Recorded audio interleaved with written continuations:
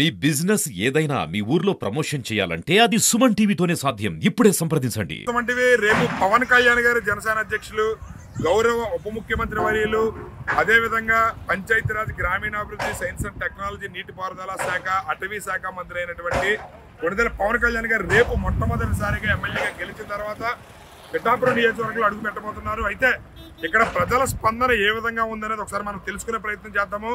పవన్ కళ్యాణ్ గారు మొట్టమొదటిసారిగా ఎమ్మెల్యేగా గెలిచిన తర్వాత ఉప ముఖ్యమంత్రి హోదాలో పిఠాపురం వస్తున్నారు. ఎలా ఉంది వాళ్ళ స్పందన అనేది తెలుసుకునే ప్రయత్నం చేద్దాం. సార్ చెప్పండి, పవన్ కళ్యాణ్ గారు ఉప ముఖ్యమంత్రి హోదాలో ఎమ్మెల్యేగా గెలిచిన తర్వాత మొట్టమొదటిసారిగా పిఠాపురం వస్తున్నారు. ఎలా అనిపిస్తుంది మీకు?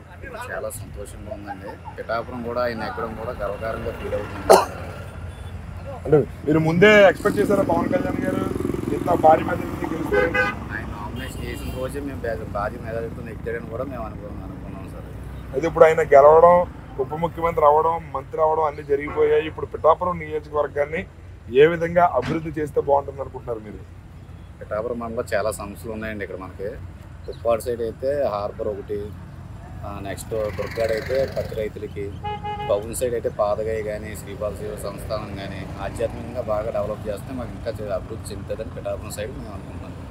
సార్ మీరు చెప్పండి, పవన్ కళ్యాణ్ గారు పిఠాపురం ఎమ్మెల్యేగా గెలిచిన తర్వాత ఉప ముఖ్యమంత్రి హోదాలో పిఠాపురం మొట్టమొదటిసారిగా రేపు అడుగు పెట్టబోతున్నారు. మీకు ఎలా అనిపిస్తుంది? చాలా హ్యాపీగా ఉంది సార్. ఫస్ట్ టైం ముఖ్యమంత్రి అయిన తర్వాత ఫిబ్రవరిలో అడుగు పెట్టడం మాకు చాలా ఆనందంగా ఉందండి. ఆయన పరిపాలన చూస్తుంటే ఆయన ఇప్పుడే అధికారులు అందరినీ దడదలాడించేస్తున్నారు. ఇంక ఇదే కొనసాగిస్తారని గత పరిపాలన మీద ఇప్పుడు పరిపాలన ఆయన అనుకున్నట్టుగా చేస్తున్నారు. ఇలా కొనసాగించి ప్రజలందరికీ ఆయన మీద పెట్టిన నమ్మకాన్ని ఒమ్మి చేయకుండా ఇలాగే కంటిన్యూ చేయాలని మేము